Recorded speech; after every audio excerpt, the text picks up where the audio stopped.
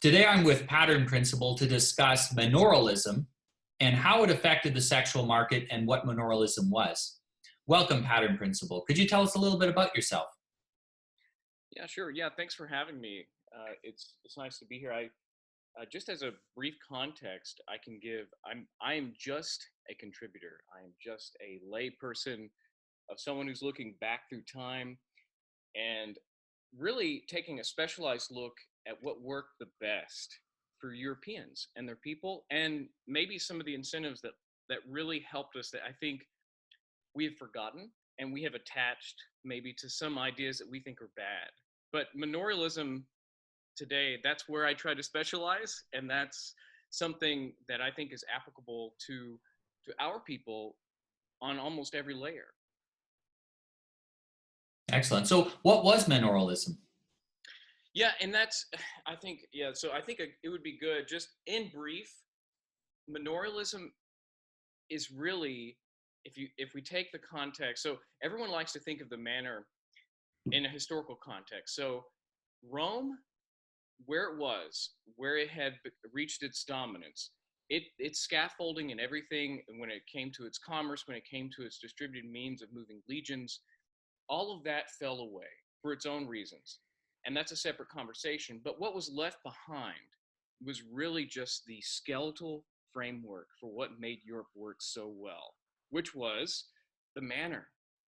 And most importantly, we go into the manor. The manor was just a smaller boundary, what would effectively be considered its own polity, its own lands, in a context of property laws.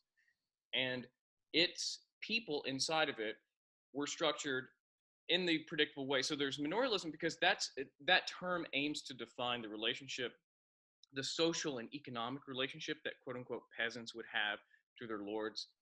But really, I extend it further because at the end of the day, we talk about there's the political relationships that lords had with other lords, but truthfully, the environment was still the manor. And everyone, if you think about it, the manor, the boundaries that contain other manors, that even still was a manor, at least in principle. So to break it down, the manor is just this. Manorialism is just this. It's lands inside of lands. And it is people who attend to those lands and the relationship that they have to each other. So sovereignty starts at the top, and the way it distributes down, the way that those relationships emerge politically in this hierarchy, is that you finally get down to what we would consider, the peasants, and then serfdom, which has issues in of itself, but that is effectively, it's just the structure. When you take away all of the sophisticated layers that Rome gave Europe, what you're left with is the manor. And what do you have in manors? You have collections of families. Yeah. Yeah, it's collections of families and people who were, what from my understanding is pre-manorial, because even under the Roman period, I think manorialism even covers some areas that weren't directly controlled by Rome, but heavily influenced. And before that, the tribe was the smallest unit of government. You had the government of the family, but the tribe of 150 people that you have was a primary unit of government. But the tribe is it's not as eugenic as manorialism, because under the tribe, everyone who is by accident of birth connected to you, you must support them, even if they are dead weight to your tribe. And under manorialism, there was more of a eugenic selection of, if you were a lord, you were always looking for the best carpenter to bring to your manor, the best blacksmith. You were looking for, it doesn't matter if he was the first son and wouldn't technically have inherited everything under a tribal system. He's the second son, but hey, he's really competent. I'm gonna bring him over. I'm gonna pay him something to bring him over into my manor. I'm going to encourage people to move. And on the frontiers of Europe, where they were doing the reconquest, they would have entire manors that were empty, and they had to completely fill them with new people. And they were recruiting in France, they were recruiting in the German states, and they would recruit people to go live on those manors. And it was, you could end up in a manor with a lot of people that weren't directly related to you, But there was a whole structure where you would start working with these people and they become your family. And if you didn't pull your weight in the manor, you were out. Whereas in the tribe, there was a lot more dead weight. And in the manor, there was no dead weight. It was extremely eugenic. Yeah, that's right. And there's also another few factors of context I think that are important. Because I would call the Germanic tribe in Europe, before the manor found its way to them, frankly, there were just less people. And you just had more dispersed families. So you didn't really, I mean, you still had, no, don't get me wrong, there was still a strong sentiment, from what I understand, of property rights or lands belonging to tribe leaders. But it's not until much later where the conflict that happens between tribe, it's all about matters of scale and incentive, where the system that allows, so if you think about why a manor is so successful, you have a lord who's overseeing the whole grounds, and then you have uh, he may have allotments inside of that where they have their own estates, and then people report to him. So that's how you have a very strict hierarchy. But inside of that, you're not just responsible for, if you think about the incentives, and I'd like to compare how this incentive frame, if we just cover the incentive framework here and then we can compare it to how it works today. The incentive framework back then was critical because if you take a look at how the Lord viewed his allotment, it was not just a relationship to material goods. It was a relationship to other people. And the success of his subjects was his own success. And that was they were so closely linked that was a firm reality. And in the same way, we use this analogy to kind of be negative when we think about a farmer raising cattle, but in short, it is that incentive where you have someone who's responsible for his subjects, but the farmer knows that his livelihood is tied directly to the health and success of his cattle. And when I always offer to people, I say, if given the choice, and we can go into this later, but you don't really have a choice to not have a farmer. What you should think about is saying, I need a farmer whose incentives are most healthily well adjusted to the health of his own subjects. And that's what manorialism gave. It gave incentives that made sense, that made healthy sense between the ruler, between the ruler and the ruled. Yeah. And that's, but this plays some important parts, especially because this whole environment was eugenic.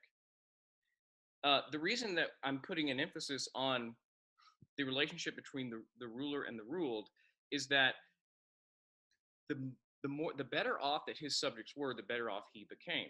Now, well, the wealth of the Lord had more to do with his subjects than it did with the particular manor that he had. And right. The way that you can think of this is, you could be a lord of a rich manor, great growing soil. Maybe you have a mine on your manor, and theoretically you could be wealthy, but you have no tenants. You have no one but you and your own personal family.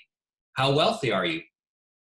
You're poor. You're probably going to literally starve to death if you don't leave, because you don't even have enough people to generate food for you to survive.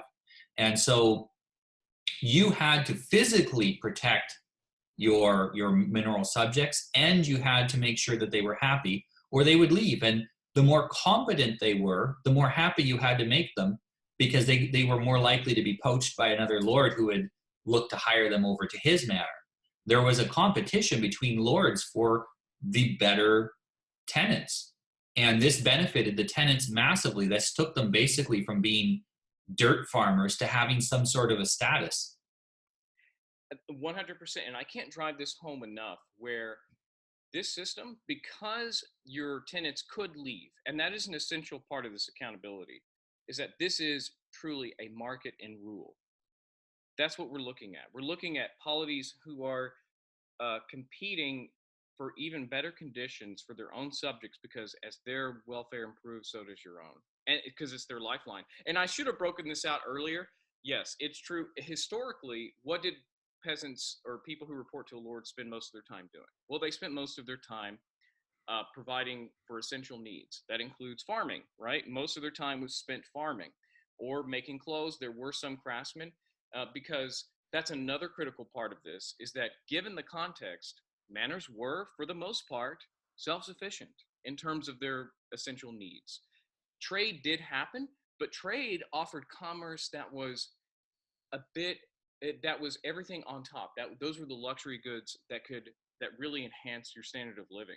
And that came much later, when routes and the conditions between manors, physically, geographically, became more secure.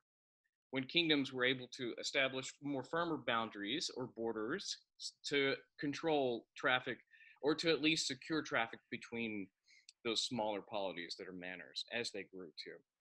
But yeah, so I just wanted to kind of come back to the importance of that relationship that the Lord has with his subjects, because keep in mind, chances are, if you're a Lord, you also have a Lord, and the relationship that he has to you, and not to mention a given Lord and his peers, the relationship that they have to each other is complex, and it holds everyone accountable. There are really strong, firm obligations that are forged between all of those relationships that define all of that sovereignty in very clear legal terms. That's important because it means that those pressures, when we say that they're eugenic or they're positive for a genetic population, it means that the success, if the incentives are the success of my manor is the health and quality of my subjects, guess what? I have an incentive to be involved in the marriage of all of my subjects, which was also largely true. The priest would inevitably end up obviously needing to marry, but the lord of the manor also had an invested say in who was marrying who. Now that pretty much sounds like a despot in today's world, right? In the contemporary context, why would we say the state, quote unquote, we think of it as the state getting involved into marriages? But keep in mind, the incentive framework here is so totally different from a post-World War II democratic state that we deal with today. And your lord was someone you physically knew. You will have spoken to your lord in the past. There will be your parents and grandparents may have had relationships with his parents and grandparents, and so it's almost like extended family rather than being some stranger that was elected to try to steal as much as they could in the next 4 years before the next election, that lives in Brussels, thousands of kilometers away from you. It was local leadership. There was a tremendous diffusion of leadership and diffusion of power. Power back then was much more diffused than it is today. Now, the real mark of modern governments is how centralized the power is compared to that manorial system. Yes, and I'm so glad that you brought up the importance of scale, because that's what we're talking about. We're talking about a manor who may have capped out around 200 people, and we're also talking about a situation where everyone sees each other as kin. And you brought it up, you said so yourself. The Lord is seen as a paternal presence, because the incentives, it doesn't matter if the Lord has a terrible personality or is a despot. He is always kept in check by his own incentives, by his own self-interest. Yes.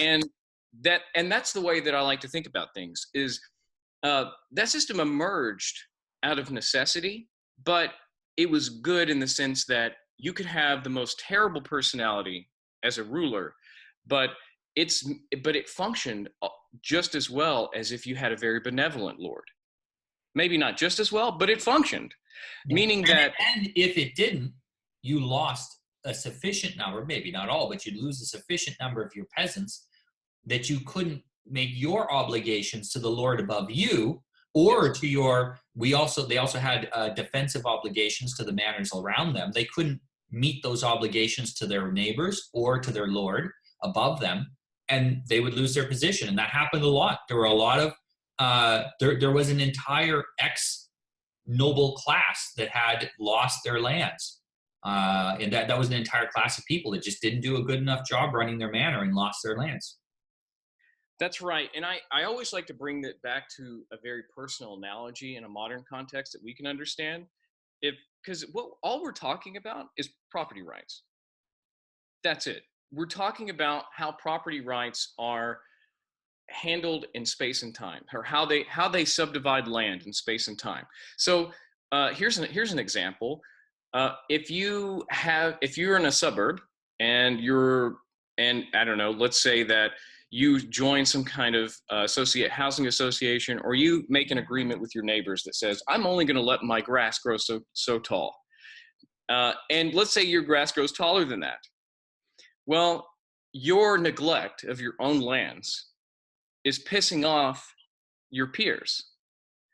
And in the same way, if as a lord you neglect the relationship that you have with your subjects, or the wealth, or the health of your own lands, you will inevitably upset your peers, and even more so your superior, because that represents how much wealth that he is able to garner in a reasonable way from your own lands, from the stewardship, from the obligations and responsibilities that you have of your own lands.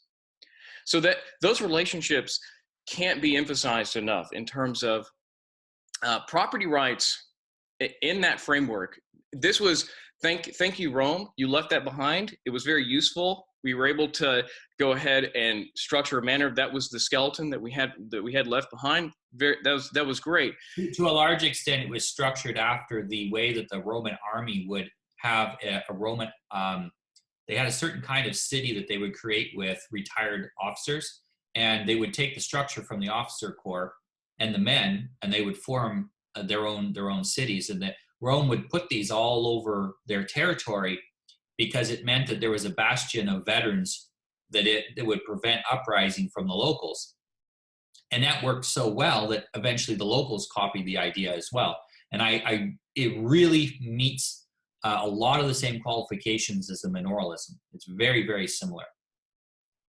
Yeah, I would see that as just like, I see that as inheritance.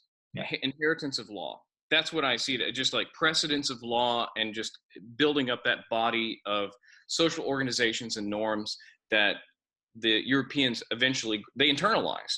And here's the thing, though, it's interesting because manners emerged in an environment of brittle security, of harsh weather in terms of long winters. It emerged in an environment of routine and continuous invasion. Yeah. So that's a chisel to all of the cruft, and it leaves behind the legal relationships that were essential and necessary and worked pragmatically the best. And it just so happens that, keep in mind, we like to kind of spit on manorialism or feudal relationships in this context, or it's looked at very negatively going back in time. But this is the environment and the structure that gave way to, this is how property rights as we conceive of them today, this is how they were invented. This was a legal invention that came out of this. Not to mention, this is also eventually what gave rise to the Industrial Revolution, at least in England. So in fact, the concept in Anglo-Saxon law of every man's home is his castle, is his manor, meant that what they were doing was the legal responsibilities of lords was then shifted down lower in society as society became more wealthy. But it's interesting, a lot of people, you mentioned that about the security issue, so a lot of people will focus on the obligations that the peasant class had to the lord. So they had to farm a certain area of land, they got to keep some, and then they had to give some to the lord. And there's often a big focus on that, as if somehow the lord was stealing from them. But what they don't realize is that in times when, say, there was a plague or there was a bad harvest, the Lord had to keep stored enough of that grain that he received, stored for those emergency times. He had to provide defense for the people. The peasants, especially in later manorial times, the peasants were not expected to provide their own defense unless they were on a frontier manor, perhaps during the Reconquest. That was a little different. But in, say, central Germany, you would go to the Lord's, there's an emergency, you go to the Lord's castle, he's got food there, he's got defense, he's got a cot for you to sleep in until things cool down. Your house gets burned down, he's going to help you rebuild it. Because if he doesn't, you leave, and now he's completely impoverished. That's right. And this is important. I can't get this. This is something I don't think we can put enough emphasis on. it's not just because when you said that the Lord had to do it, it's not just that the law said he had to, it's that his incentives meant that he had to. Yeah. And it just so happens that the law reflects his incentives. That is, and in many ways, I see that in legal terms, when incentives are in alignment with what we are required to do by the law, there is no disconnect from reality. Whereas if law is trying to come out and stipulate things that don't make sense in terms of the incentives or the health of the people that the law is meant to protect in the first place, that disconnect, we see that today, because and that's another thing too. It should be a rare event. What we're talking about, the laws that emerged came out of a very practical operational reality of dealing with the empirical results and the harshness and dangers of the world. That's where law came from our perspective. And that's how property rights, that was the context that it emerged in. So when we think of today, and we can start comparing this today, so like what would this look like in a modern context? But when we think of law or the ability to create law, it should be a rather rare event. In fact, new laws were never created. There were new conflicts, but it was always up to the arbitration or the lord of that manor to delineate and to figure out what does the law, their approach and their attitude was, well, the law is already complete. How can we use this already universal complete law to determine how we should handle your conflict? Well, and law was seen more as a system of decision making rather than a list of things you can or cannot or must not do. If the law says you need to look after your peasants, you need to provide for them in cases of emergency, it doesn't need to list every type of emergency. It doesn't need to list every kind of problem you'd help them with, because you would interpret that for the new situation. If you were a frontier town and there was a while where there was potential raids, that's what you protect them from. As I'm in Portugal, so as the reconquest was completed, it shifted from that to, okay, now there's other challenges you have because the population is growing. How are you going to manage the common lands better and different things? But the basic principles of the law were that you had a responsibility to some people and they had a responsibility to you, and then there were peer-to-peer responsibilities. And based on those very simple laws, you could solve every problem. The reason I think why we end up with so much micromanaging through law today has a lot to do with the fact that laws based on principles don't offer as much work to classes that enjoy the legalistic debate. So if you can make things very complicated, if you can unnecessarily complicate the law and you're the only one that can understand it, you can make a lot of money interpreting it. And back then, there was no money to be made in interpreting the law because the incentives lined up with the law. So even if I interpret the law as, I can get out of my manorial responsibility to my lord, or vice versa, it's not going to help me any to actually do that. No, because reality will still check you. Exactly. Then that's why the reality has to be lined up with the law, because otherwise you end up inciting classes of essentially parasitical lawmakers and law deciders. It becomes more like a religion trying to decide what is right and what is wrong based on esoteric things rather than practical realities.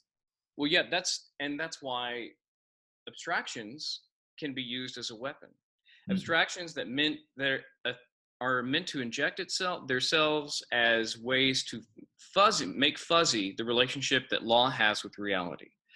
And I think that's one of the most interesting thing about the proprietarian community anyway, is that they are taking a look at what establishes law in the first place. Well, typically it's sought through sovereignty. And then how is sovereignty established? Well, it's through the purchase of violence. And so those relationships, and no one was under any illusion that the Lord was not in physical control of his territory. But that was, after all, his title, his rights and responsibilities, those were his lands. It's his property. And so that's what in effect, I think that's why property and the law and incentives, that's why they're so critical and important. There was another point to be made there too, and I think it just left me, but I think the item I think that's even better is when we take a look at the relationship of from lord to lord or from lord to subject, you can see that, compare that to today, a huge malincentive that we have with lawmaking is that lawmaking is now attached and linked to funding. We don't, and especially in the American system or in a modern democratic state, funding or the appropriation of funds is attached to lawmaking. Now, this is, I don't know, people don't seem to realize this, but this is a rather new invention through European history. Funds were typically never attached to legal statements or law-giving statements. So there's no reason for us to think that, oh, well, we need money, so I guess that means we're going to have to create a new rule so that we can get money and extract that from somewhere to be applied. That's such a modern invention that we have forgotten what the purpose of law was in the first place. Where now legislation, think about how the incentives are totally changed. Whereas back in the days that we're describing where Manorialism first originally emerged, law was to be discovered, it was not to be made. And that was the attitude that every lord and subject had to the law. It was always continually rediscovered and applied to new conflicts. It wouldn't really make much sense to say, I'm going to make a new law. You couldn't do that with such confidence. And you certainly it wouldn't make as much sense to say, I'm going to make a new law because I need money. That also doesn't make any sense. Well, it's back at that point. This is partially why the scientific method emerged in Europe and not in other places, was the manorial system and the relationship with Europeans to law, being that laws, as you mentioned, were discovered, not invented. The scientific method is a way of discovering scientific law. And so having that mindset that reality already exists and we need to discover it. We need to discover the best way of managing ourselves. We don't invent a best way. There is a best ways, and we will discover them. We will discover what the law says, or what is the best law.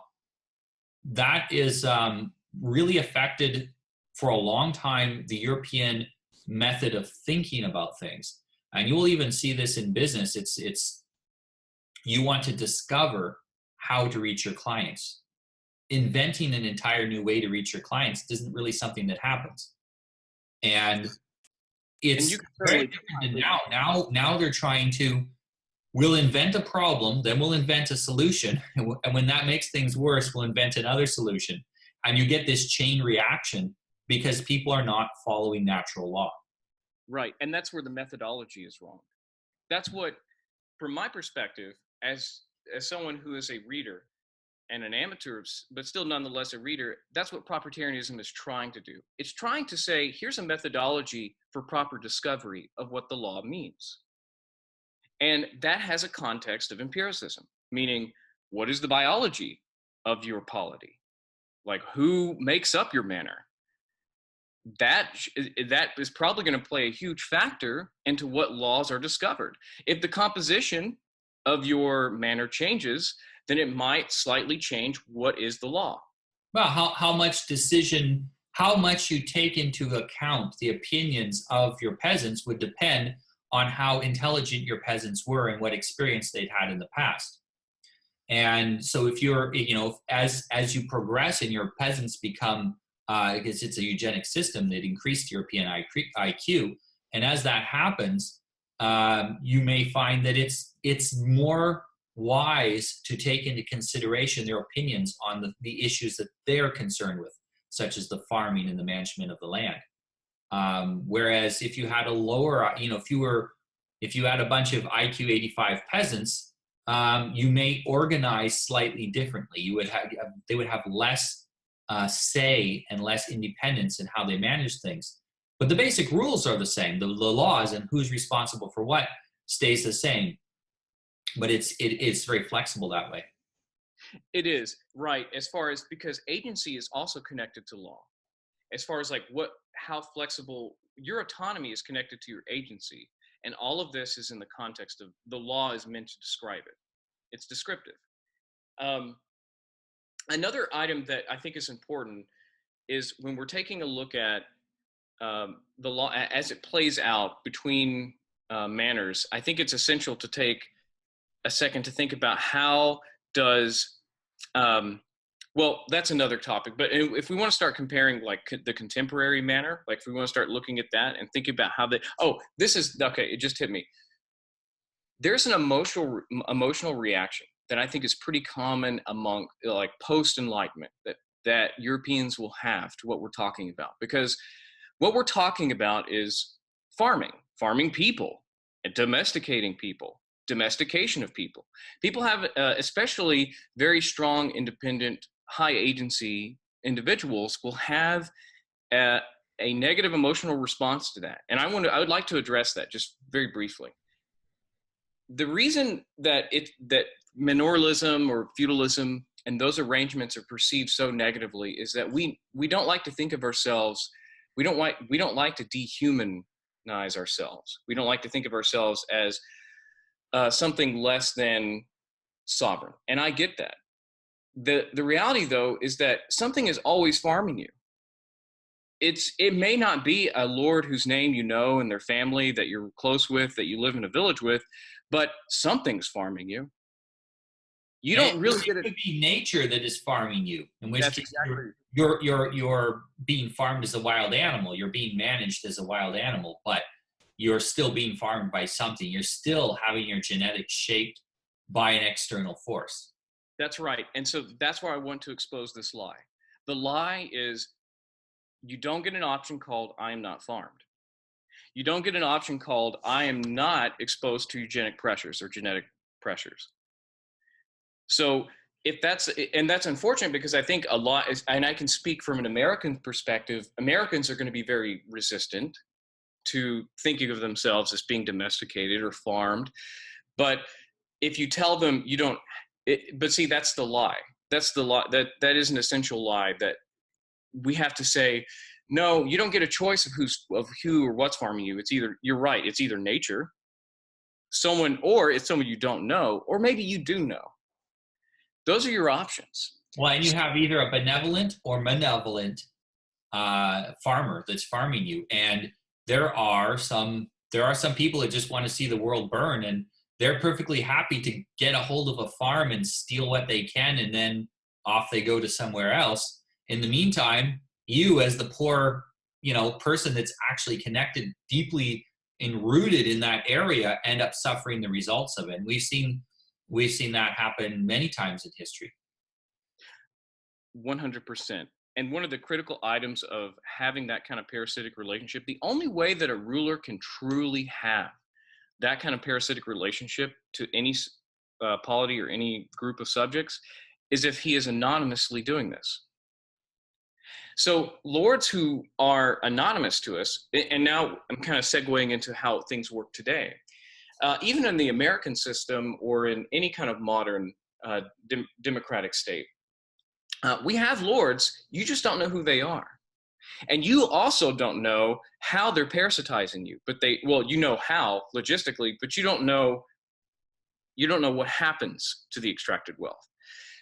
They're nameless, but you have lords. And don't for a second think you haven't had them the whole time, because you have. And don't think that those lords are people you can elect or unelect. Those are just overseers that work for the lords. That you get to elect who beats you. You don't get to choose who's in charge. That's one, right. And that layer of misunderstanding is meant to fulfill a mythology of who's in control. It's meant to fulfill a mythology of really, they're just the managers of the farm. The people who own the farm are still the owners, and they never changed. So really, when it comes down to it, the cool thing about manorialism in a contemporary context, or feudalism in a contemporary context, or monarchy, all those things, is that it makes clear who is the sovereign. It aligns incentives, yet again, with that of kin, that of tribe, at scale. And it ensures that whoever the lord is of your district, like in a contemporary context, let's take Let's take a major city in the US. Let's say we have Lord Boston. Okay, Lord Boston is going to have his own set of concerns and incentives, but at the end of the day, Lord Boston of Massachusetts is going to have a framework that he can operate from, and he will have to report to, Lord Massachusetts, right? So you can kind of see how, in a contemporary context, things don't really change, but the incentives get a lot better. And well, more importantly, Lord Boston cannot impose costs on Lord New York, for example, or Lord Idaho. He can't impose costs on a lord from another manor because that other lord will not accept him imposing costs on him. And so it prevents manors from being parasitical towards one another. Now, of course, they would help each other out from time to time, but you're going to end up paying that back eventually. You're going to end up expected to help your neighbor in exchange for that. And this is a big part of the problem we have now, is that the people who are making the wealth are transferring it mostly to the people who are just consuming it. And the manorial system puts a pretty strict limit on that, because lords will not accept to be taken advantage of for long, and they have the martial means to stop the parasitism. Yes. Whereas today, no one has the martial means to stop the parasitism. That's right. Sovereignty is still rooted in the capacity of violence, and every single lord has that capacity. And also keep in mind, even though this is a strict hierarchy, it's not absolute, in the sense that Lord Boston has recourses and measures that he can take to coordinate with his peers or coordinate with his immediate lord to ensure that reciprocity is maintained. Because when reciprocity is broken, someone's paying that. And parasitism is, what's interesting is that parasitism is visible and it's immediate. Think about how much delay there is with parasitism today. That's because the anonymous lords that we have are able to operate behind a veil, and they're able to say, we're going to extract wealth, but people aren't going to have to see that parasitism except much further down the line. So it's one of the best examples is printing money. It takes something like 3 to 9 months before printed money makes any kind of an effect on actual prices. But in those 3 to 9 months, whoever the money was printed for and ends up receiving that can, at the lower price, go and buy up goods and services and land and other things. And it's an extremely sneaky way of stealing money from every single person that has a dollar. It's sneaky because we don't get to see its effects right now. We don't get to see its effects until it's already happened and it's too late. So it's parasitism, by stealth. It's parasitism. Because they could bake in the delay of feeling the effects of parasitism, we're not immediately bothered by it. And because people's attention spans are increasingly shorter, we don't notice the delay anymore, unfortunately. Now, in the original context of a manor, parasitism is immediately visible. And it's immediately visible by who's not delivering on what and when. Because there is no instrument of time to delay parasitism, or to delay its effects, I should say. It's immediately visible to whoever got shorted, which is important. And that's a principle. So even though that's not strictly a manorialism legal or social standard that comes from that pattern, it's still something that's important, because that's the context that manorialism had to operate in. And so we should pay attention to that even today. And so, in effect, this has a lot to say even about our monetary system. Yes, increasing the level of transparency in government, that can only be done when the incentives are aligned, as they were under manorialism.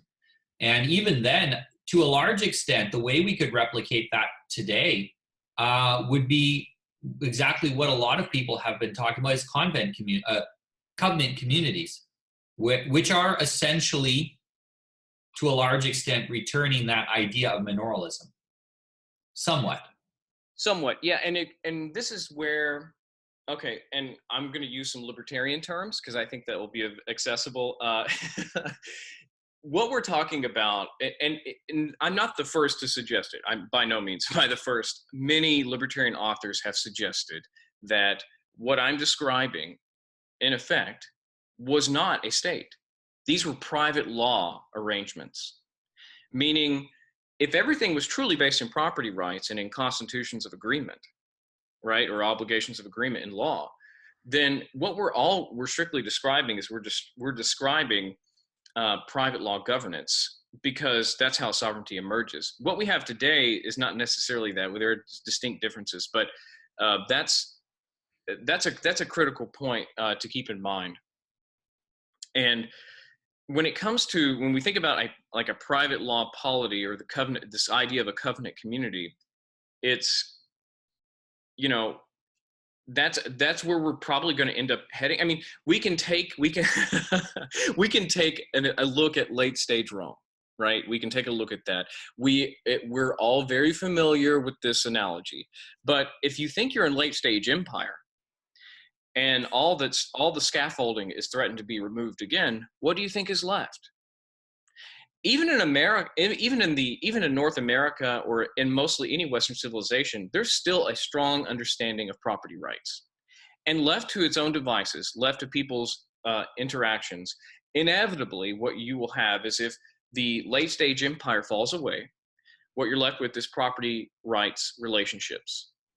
And you'll also find that in general, the individuals who are more concerned with property rights are also the individuals who are more capable of defending property. And so even if, say, half the population did not believe in property rights, that half of the population are almost certainly, and you can take a look at this by looking at an Antifa rally versus a right-wing rally, the ones who don't believe in property rights couldn't have defended property rights anyway, hence their lack of belief in property rights. And it's an admission by the general public that property rights are connected with your ability to defend your property. And that's an essential, and this is where we get into a descriptive, and I think this is one of the biggest contributions, at least, that propertarian thinkers make to the space, because they're saying that how property comes about descriptively is just as important as being prescriptive about what property should be. So, okay, yes, I get it. Please don't trespass. Please don't steal. Please don't murder. We understand that. But what makes it possible? And isn't that relevant? Empirically, it's relevant because it tells us how, if we don't operationally understand property, we don't understand how it's enforced, then what's the point? We can have a very nice model and internally consistent list of rules of what property rights should be. But if we divorce that from how property emerges, like you're saying, like those who are willing and capable to enforce property, into the theory, then we don't have a complete theory. We might have an internally consistent theory, but it's not complete because it's not correspondent to reality. And we can do a really simple mental exercise to see that. There are Native American tribes that claim to own large portions of the United States. But of course, no one takes that claim seriously because they're incapable of defending and holding that land. Now, if they were capable of defending and holding that land, people would suddenly take their claim seriously. And so that ability to defend and hold property is what we already all accept, that that's what defines the ownership of property. Pretty much everyone already accepts that. What the proprietarians have done is said they've made what we're all accept and won't talk about, they've talked about it. They said the things that couldn't be said because no one was willing to admit that that's what was really happening.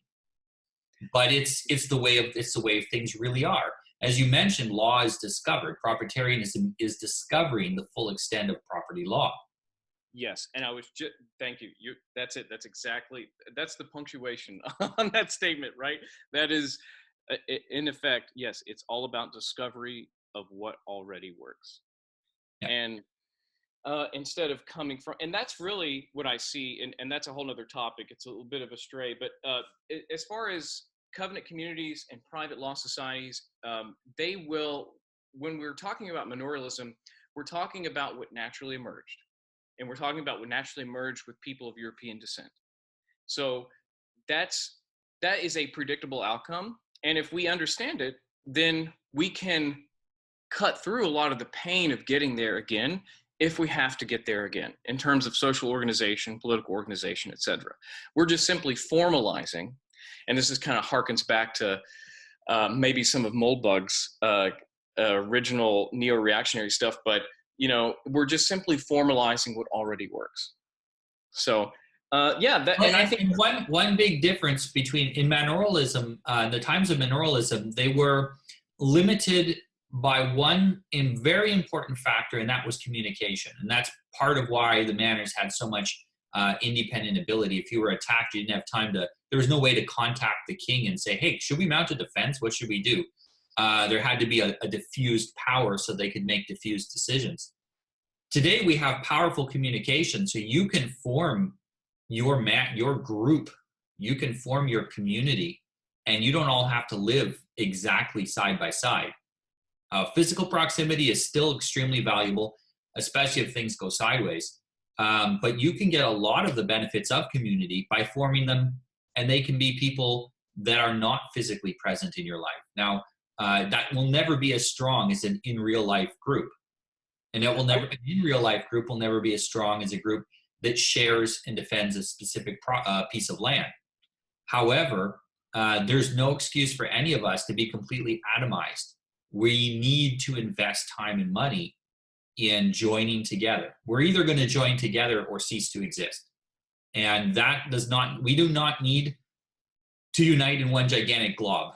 We need to unite in our little groups, and those groups can then unite into bigger groups and in bigger groups. But that small, 120 people groups still has a tremendous amount of power to improve our lives. If we're young and we're single, we want to get married.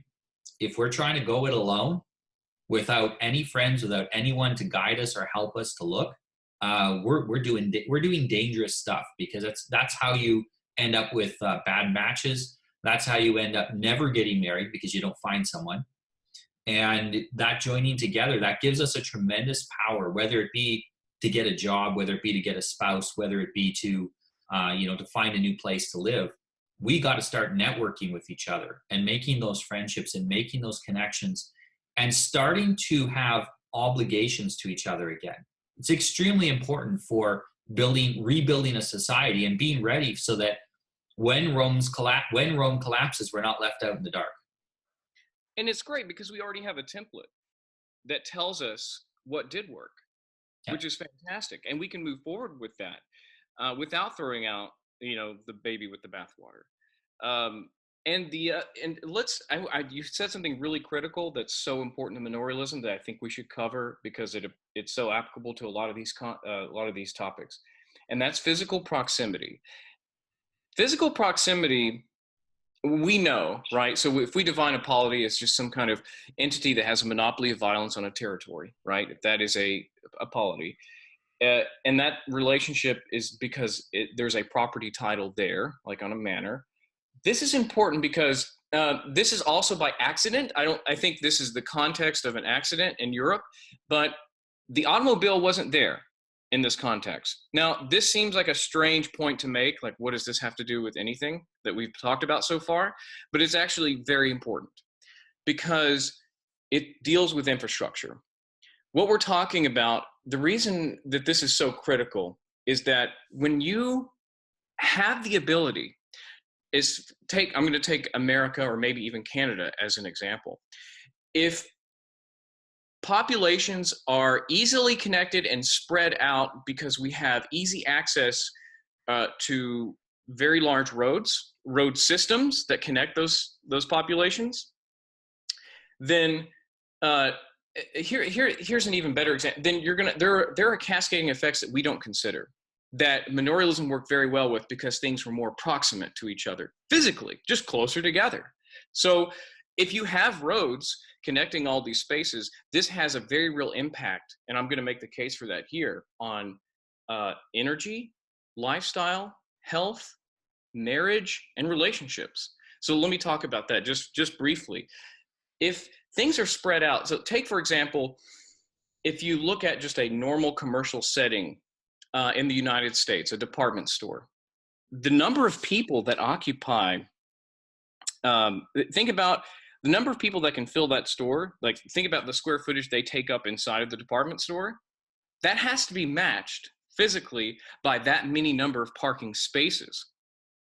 And that's just one store. That's one facility. Europe is conveniently got around this problem because they didn't have the automobile. So why does that matter? It means that if things are truly more physically approximate to each other, then it takes less energy to move goods and services and people from one place to another. And you don't have these ludicrous requirements of needing the square footage of that many cars to accommodate each single person at each facility. Because as soon as you start doing that, the cost of everything goes up. If physical proximity is continuing to be spread out, the cost of getting goods from one place to another goes up. The cost of people going from one place to another goes up. And it also, when you are able to walk everywhere in a European village setting, your health improves because frankly, you're able to, in this setting, you get around. It's the most efficient means of getting around. And strangely enough, we can go ahead, we can expand that scope to say, if you're walking everywhere, it means you're interacting with more people. Your sense of personal space is also defined differently because you're able to connect with more people and that face-to-face contact is incredibly important. When you're physically closer to your tribe, to your people, just from an infrastructure point of view, and this is the context of the manor, this is the context of the European village, it cascades all the way to who we interact with and eventually who we marry. Yeah. Well, I think for a lot of people, their challenges in finding someone to marry are also connected with their lack of socialization and difficulties of that, because not only are our jobs today often very isolating. You know, if you were a farmer back then, you didn't farm in a 100-acre or 1,000-acre field and no one was around you for, 30 kilometers. You were farming and there was, you were holding the plow and there was another guy leading the horse in front and you guys are talking the whole time. You'd be talking, you'd be laughing, you'd be just crushing the grapes to make wine together with your neighbors. And you were always working with people. You were always working in a way where you could have constant socialization along with your hard work. And part of that too is that even the environment in a manor was taken better care of than anywhere else. A lot of the areas where there's still old forest in the UK, in England, are areas where manors, where the Lord protected the forest. The very first management of hunting that was ever done was done in manorial settings, where the Lord had to manage how much hunting was done on the manorial grounds to make sure that the deer and the rabbit and whatnot didn't go extinct. And so right now we can build a city, destroy everything, and then move somewhere else and leave a ghetto behind. And we could just keep doing that because North America is enormous. That's right. It's not just that we're parasitic in our law or how we move wealth around. We're, in many regards, parasitic in how we arrange our settlements now. We have gotten away, but just to be clear, it hasn't always been parasitic, like you're pointing out. And we have a template for what non-parasitic settlement looks like. And we also have a template. I mean, now we understand, like, that's a really good point. I didn't think about that as, parasitism has many different layers to it. And it can't, and it shows us that if we truly care about natural resources or the environment, then we should take a look. Even there, law can fix it. Law has something to say about aligning incentives with operational reality. Yeah, if you know you're going to be sharing a natural space, the rest, if there's a low incentive to move because you got all the work around you that you need and you're deeply connected with your neighbors, they're almost like family, or maybe they are a lot of family there, and your children will grow up in that and it'll be a multi-generational thing, you're going to look after that neighborhood. You're going to look after that area. You will see this in some small villages in Portugal where, as long as the village hasn't been abandoned yet, you'll see a lot of internal cohesion amongst people. Some of the villages that are even part of cities, big cities in Lisbon, you will go into these small neighborhoods, and until recently, there were people there. I talked to a lady. How long has your family lived here? Oh, this house? My family has lived in this house for 800 years. That's impressive. 800 years. And she says, my family's been living in this neighborhood for over 1,000 years, but just that house for 800, which means that the root that you have there, I mean, they have their own slight accent from that neighborhood. They have their own customs. They have, when they had some organized criminals from outside the country start to operate in that neighborhood, the neighbors got together and beat them up and sent them out. They continued their tradition of neighborhood unity. If everything goes, shit hits the fan, they're going to be fine. They got each other's back. Absolutely. And nowadays, you have a big urban center where no one's lived there for more than 5 years, and people sign 2-year leases and move at the end. When things go bad, you're rioting with strangers, you're smashing strangers' stores. You don't care about anything. You can burn the whole city to the ground. You'll just move to the next city. What do you care? Right. And these matter of incentives. Now, I'm even looking, to buy one of the older villages that was depopulated in the last 30 years or so, or mostly depopulated, and trying to recreate that type of environment. I think it's the best place to raise children. It will provide, cities are extremely stressful because we have no connection with anyone. Trying to build that connection back up, build that communities back up again. I think that's those who start doing those kind of projects, rebuilding these micro communities. I think that is going to become more and more popular because it's what's natural for our people. It's what really enables us to be happy and healthy and have, especially for our children, have what we need. Right, because it's the law. It's social economic arrangements discovered. Mm-hmm. And I will say that, no, that sounds like a fascinating opportunity in that case. And I think that those who do forge forward, like those who forge the future, will be those who take that approach, because that has already been demonstrated as what works when everything else is collapsing around you. Yeah, that's fascinating. And one point to make, though, is it's when it comes to parasitism, because we understand how it works. If the incentives are changed, what you see is parasitism inverted becomes stewardship. If the incentives are truly inverted, then people invest and they care, and they want to ensure, and their time horizons expand. Whereas parasitism, when incentives are malincentives, then people only look to extract for their own benefit. So it's fascinating to see that if we just simply look at, and I would be an advocate to say that manorialism, feudal relationships between rulers, those were all incentives of the law that provided stewardship.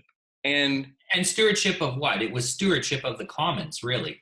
Yes. And this is something that we'll hear sometimes from libertarians or voluntarists, that we shouldn't have a commons. The tragedy, we're told about the tragedy of the commons, which is a form of parasitism. That only happens anonymously. I saw this in Canada.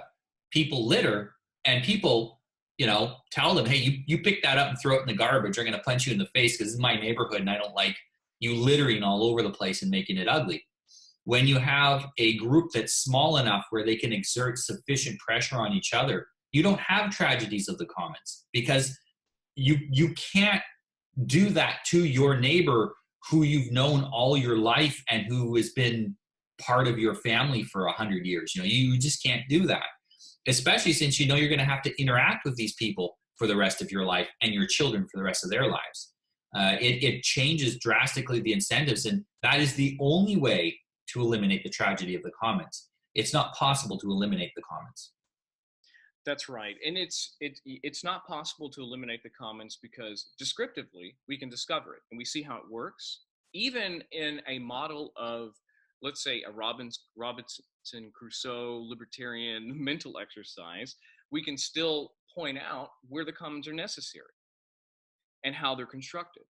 So, and that's another thing to keep in mind, is scale is important, and we can't get away from that in empirical reality. Scale is important because, like you said, your ability to invest is going to be based on, and I brought this up before, and why Dunbar's number. If you're not familiar, Dunbar, it was a study that was done that established effectively that you have cognitive hard limits on the number of meaningful relationships that you can have in your life. It just so happens that the maximum amount of people you can have meaningful relationships with turns out to be the cap number, the average number of people that occupy a village in Europe. That's not by accident. It's important because it means that scale is also important, and constructing the commons is, you know, we can perhaps we can challenge that in a contemporary context. I'd say we probably can, but as long as we understand these principles and they're reflected in law, I think it's helpful to understand where it comes from. Whereas littering in an environment where there's only 200 people, the pressure is going to be very different than littering in an environment when there is 1 million people. Yeah, and you will notice. I've been to small villages, and you'll see one village, very beautiful. Everything is organized. Everything is well put together. You go to another village, and they just manage it differently. And but everyone's okay with that because they mutually agreed that they're going to be slobs. And Sure. so what's happening is in a city of 1 million people is you'll have 10% of people thinking littering is okay, and the other 90% hate it. But that's all you need is 10% to make the place look terrible. Whereas in a small village, if you have 200 people and 10 of them think that, or 20 of them think that littering is going to be is perfectly fine, the other group of people are going to pressure them not to do that. But you never see the littering in a big city. You don't see who's doing it. You know, people don't make a show of it, and you don't see it. And if you did see it, you don't know who this person is. And if you approach them, maybe they will, shoot you or something. And so the hesitation I approach strangers all the time, but most people are absolutely petrified to do that. When you live in a small village, there is no strangers. Nobody's a stranger. Right. And so you're perfectly comfortable approaching your neighbor and suggesting that, I don't like the littering, or if you're going to do it, keep it in your own backyard type thing, because you know them and you have this relationship with them over long periods of time. Yes. And I would like to say that you can't just necessarily drop in this structure, manorialism, in this clean, neat, tidy way that it happened in the past into today. That's not going to work because it's a matter of scale. I will say, though, that it can still work in the sense that you have very clear named rulers and that their incentives are aligned with their subjects. And oddly enough, you're going to see some of those incentives play out like you're describing when it comes to how different territories manage their resources and how they approach constructing or maintaining the commons differently. And I know that I was probably perceived as punching right a little bit at the libertarian crowd, but I want to say that this is not despotism. This is yet another market in rule, markets in everything. When we say that this province offers a way to construct commons just slightly differently than this commons. I'll give an example. Lord Boston, right? And let's say we have Lord New York. Now that's very hard to imagine, but when those incentives are in play inside of those urban environments, they're going to construct commons very differently. And what holds them accountable is that you're going to be able to. There's still freedom of movement in the sense that people can choose who their rulers are.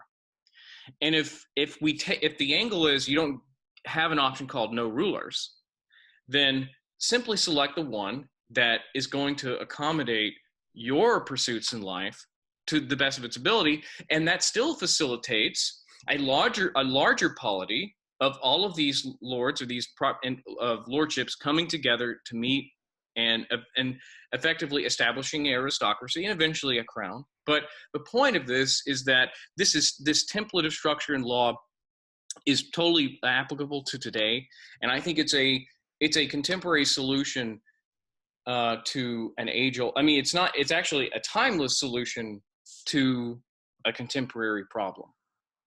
Yeah. And as you mentioned, it's about learning the principles. As your name, pattern principle, it's about learning the pattern and the principles that worked for us in the past and applying them in the future. And as far as a lot of my followers, they're interested in relationships, and we can learn a lot from the community support that Manorial systems gave. They helped you to keep your marriage together because you knew everybody and everybody knew you, and they would help you because it was in their best interest that you get a spouse, that your spouse be excellent so that they don't bring the whole neighborhood down, and that you maintain marriage, and that you have support when you have children. All of this was in the best interest of the community so that the community ran smoothly. A strong community is made of strong families. And because you were surrounded by people that had your interests, they shared interests with you, they shared incentives with you, life was a lot easier. Even if you were a person who, for one reason or another, there were even in the past a lot of people who just never got married, both men and women, although mostly men. You still had a strong community that you were integrated with, and you would get the social and structure that you would need, the socialization and structure you needed to live a happy life. Whether that was, helping your brother look after his kids or whatever, there would still be that there. You weren't left completely out in the cold by society. And, no, because you couldn't be. Yeah, you had a role to play. Well, and imagine if you really left young men with nothing. Yes. And their only option in life is to seize through violence. It's a liability. What are you going to do to your community? And as a lord of an estate, I'm going to ensure that they have that it would be to the Lord's best interest to ensure that those men had a role to play and had a fulfilling life to pursue. And that is that there again, you address that incentive, because otherwise that's a liability, and that is something that I don't want to touch. That's a hot potato that I don't want to be anywhere near. Exactly. And just now, I can hear the complaints already. I can hear the complaints and the complaints are, well, that's great. This sounds like a fantasy of the past. Fantastic. We're probably not going to get to experience this, but I just want to reassure people that this information is directly applicable to your own life, in the sense that if you looked at what worked, yes, it's true that it took a lot of different social institutional pressures to keep that made marriage as strong and as positively genetic as possible. But at the same time, if you look at why community was so important, why kin was so important, because in this context, no one was without kin. Because those who were in your polity were also related to you. And that's how you related to everyone, is some distance of relatability by blood. And when it comes to how is this helpful to me today in such a contemporary, confused, parasitic world, it's that, yes, it does give us a template to apply in the future on a high level, but really it gives us an opportunity to apply this on a micro level, on an individual level, because we can say, well, if marriage is more successful with a community and you don't have one, maybe you should find one. Or build one. Find one, build one. If I was 20 years old right now, I wouldn't be thinking about getting married. I'd be thinking about getting together with 5 to 20 other men and forming some sort of a community first. And then, we'd form our Rome, and then we'd go get our Sabian women. We wouldn't, I wouldn't be worried about finding the women first and then build the village. You go out and you build some structure. Women will find you. Women, I find women are more interested. Women understand if they're going to raise kids, and a lot of young women actually, the dirty secret of young women is that they really want to have like 8 kids. But society tells them they need to go out and, get a job, and they don't really want to do that. They want to have kids. And if they know a man who is surrounded by other good men, good friends, and who has a community and is going to have, that means they're going to be surrounded by other good women, that when they have their children, they'll have that community support. That's more attractive than having money or being, tall and good looking. This is what women really, really crave. And that's something young men can provide. You got to find the men first, and then you guys got to start working together to create something. Go out and show your value, create something, create a community. Start businesses together, create communities, get stuff done, and the women will find you. Now, we're actually out of time now, so I'm going to let you go soon. Thank you very much, Pattern Principle, for being with us. Where can people find out more information from you? You can just, as of the moment, you can find me on Facebook. It's a public profile that you can follow me. I'll accept your friend request, and I'll engage with you about these ideas. But yeah, that's the best place for now. And I'm sure you'll see within the propertarian circles other things to say. But yeah, I'll put a link to that below in the description. Sounds good. Thanks again. Thank you very much for joining us today. And I'd like you all to encourage you all to like this video, subscribe if you haven't already, click the little bell so that you get notifications when I post new videos, and come join us on smv4k.com. Thank you. Have a good day.